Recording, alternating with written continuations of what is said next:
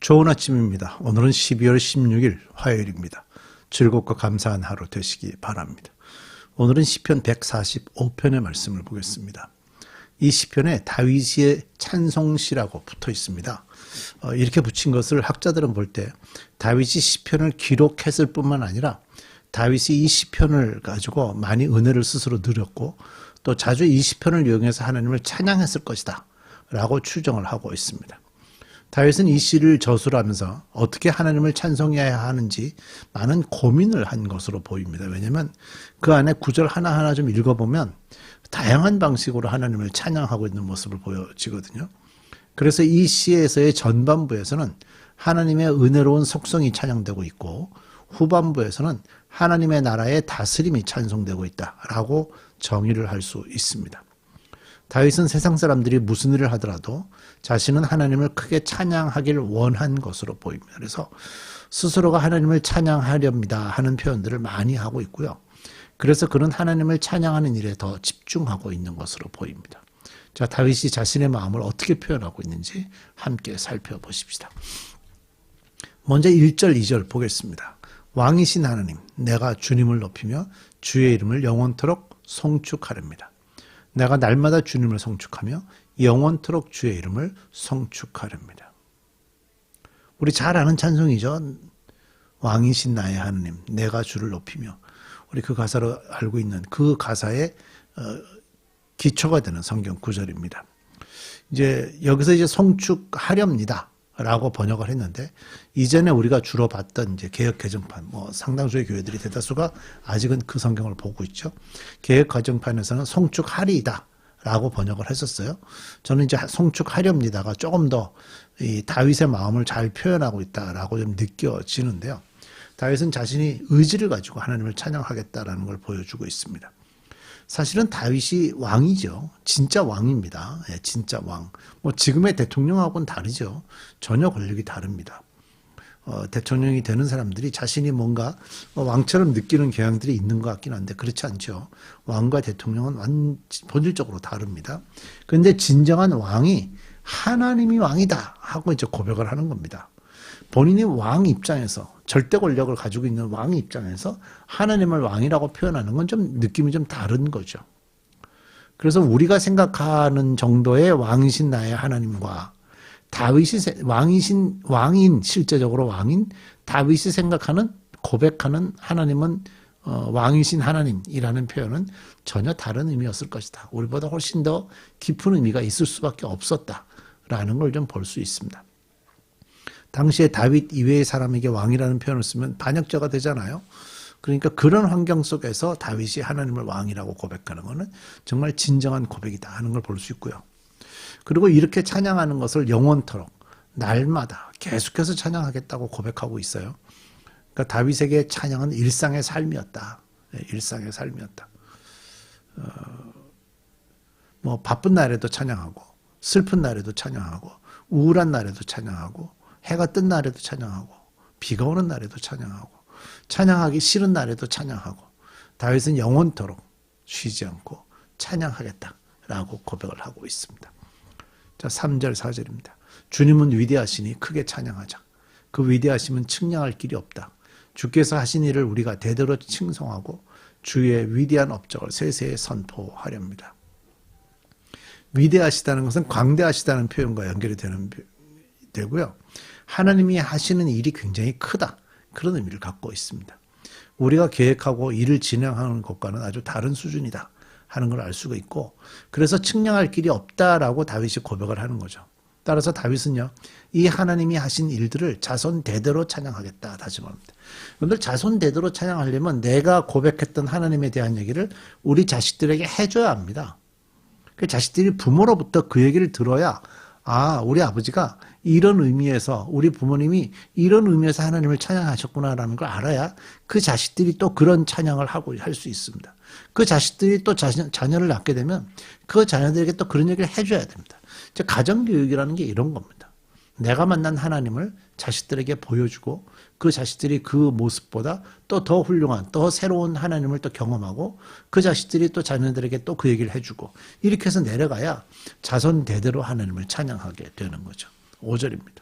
주의 찬란하고 영광스러운 위엄과 주의 놀라운 업적을 내가 가슴 깊이 새기렵니다. 사람들은 주의 두려운 권능을 말하며 나는 주의 위대하심을 선포하렵니다. 사람들은 한량없는 주의 은혜를 기념하면서 주의 의를 노래할 것입니다. 여기에서는 이제 다윗이 찬양하는 내용도 나오고 사람들이 찬양하는 내용도 나옵니다.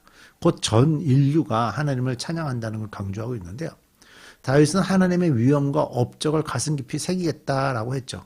이 위엄이란 단어가 좀 어려운 단어죠. 사전적으로 보면 존경심을 일으킬 만큼 엄숙하고 당당한 기품이나 권위라고 되어 있는데 참 표현이 어렵잖아요. 그냥 우리가 아마 어떤 느낌인지 막연하게 좀 압니다. 저는 그런 막연한 느낌이 틀리지 않다고 생각을 하고요. 그리고 다윗은 업적이라는 단어를 쓰면서 하나님이 하신 일들을 마음속에 새기겠다라고 다짐하는 거죠.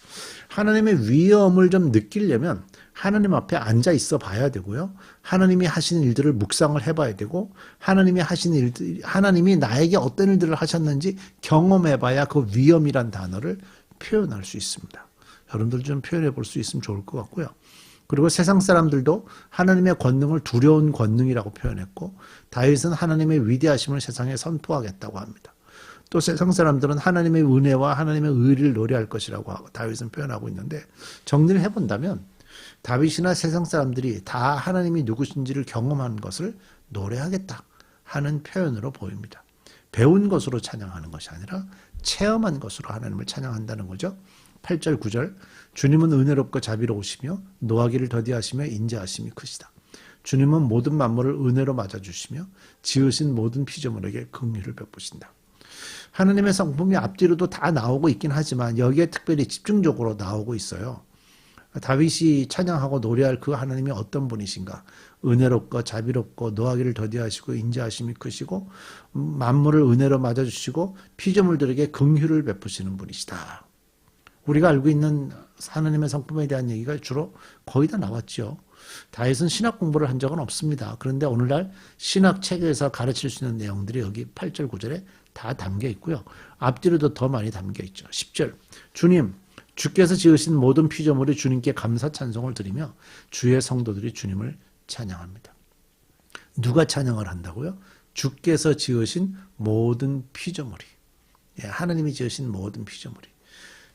어떤 건축가가 건축물을 빌딩을 아름다운 걸 지으면 그 빌딩은요 가만히 있는 것 같아도 그 빌딩을 지은 건축가를 찬양하게 되었고요. 어떤 화가가 그림을 아름답게 그려놓으면 그 아름다운 그림 자체가 그 그림을 그린 화가를 찬양하게 되어 있는 것처럼 하나님이 만드신 피조물들은 하나님을 찬양하는 게 당연합니다. 당연합니다. 11절 성도들이 주의 나라의 영광을 말하며 주의 위대하신 업적을 말하는 것은 주의 위대하신 업적과 주의 나라의 찬란한 영광을 사람들에게 알리려 함입니다. 주의 나라는 영원한 나라이며 주의 다스리심은 영원무궁합니다. 주님이 하시는 말씀은 모두 다 진실이고 그 모든 업적에는 사랑이 담겨 있다.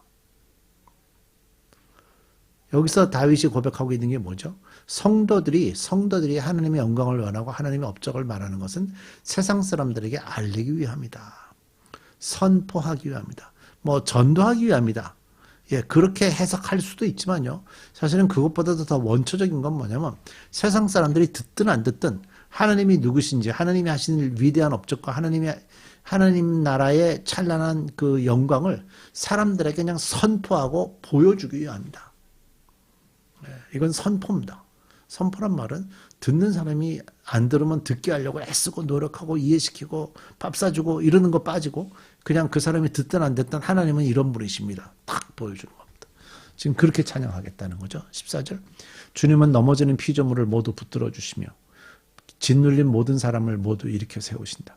만물이 모두 주님만을 바라보며 기다리니 주께서 때를 따라 그들에게 먹을 것을 주신다. 하나님이 어떻게 하신다고요? 잘 보세요. 피조물을 모두 붙들어 주시고 짓눌린 모든 사람을 일으켜 세워주시고 만물의 하나님만을 바라보며 기다리니 하나님께서 그들에게 필요한 먹을 것을 채우시고 주께서는 손을 펴시어서 살아있는 피조물의 온갖 소원을 만족스럽게 이루어주신다. 피조물들이 요구하는 거 다 들어주시고 주님이 하시는 그 모든 일들은 의롭다. 주님은 모든 일을 사랑하신다. 하나님은 의롭게 하시는 분이고 하나님은 사랑으로 하시는 분이고 주님은 주님을 부르는 모든 사람에게 가까이 계시고 진심으로 부르는 사람에게 가까이 계신다. 저는 이건 특권인 것 같아요. 하나님께 진실되게 나아가는 사람은 하나님은 특별히 가까이 계시면서 만나주신다는 거예요. 주님은 당신을 경외하는 사람의 소원을 들어주시고 이루어주시고 부르짖는 소리를 듣고 구원해 주신다. 경외한다는 것은 하나님을 두려워한다는 거죠. 무서워한다는 것이 아니라 하나님이 정말 크신 분입니다 라고 인정하는 사람들이죠. 주님은 당신을 사랑하는 사람은 누구나 지켜주시며 악한 사람은 누구든지 다 벌하신다. 하나님을 사랑하는 게 중요하죠. 나는 내 입으로 주님을 찬양하련다. 육체를 가진 사람이면 누구나 주의 거룩한 이름을 영원히 찬송하여라. 이런 하나님을 믿고 있는 다윗은요, 자신의 입으로 이런 하나님을 찬양하겠다고 고백합니다. 자신뿐만 아니라 육체를 가진 세상 어느 누구도 이런 하나님을 찬양하라고 선포하죠. 세상 모든 육체가 하나님을 찬양할 것이다. 다윗은 정확하게 믿고 있습니다. 기도하십시다. 세상 모든 육체가 하나님을 아는 그날이 될 때까지, 세상 모든 육체가 하나님이 어떤 분인지 깨닫게 되는 그날까지 다윗은 하나님을 찬양하겠다고 선포합니다. 우리도 그 하나님을 알게 되었고 우리도 그 하나님을 경험하게 되었으니 우리도 끊임없이 날마다 하나님을 찬양하는 인생이 되게 해 주옵소서. 예수님의 이름으로 기도드립니다. 아멘.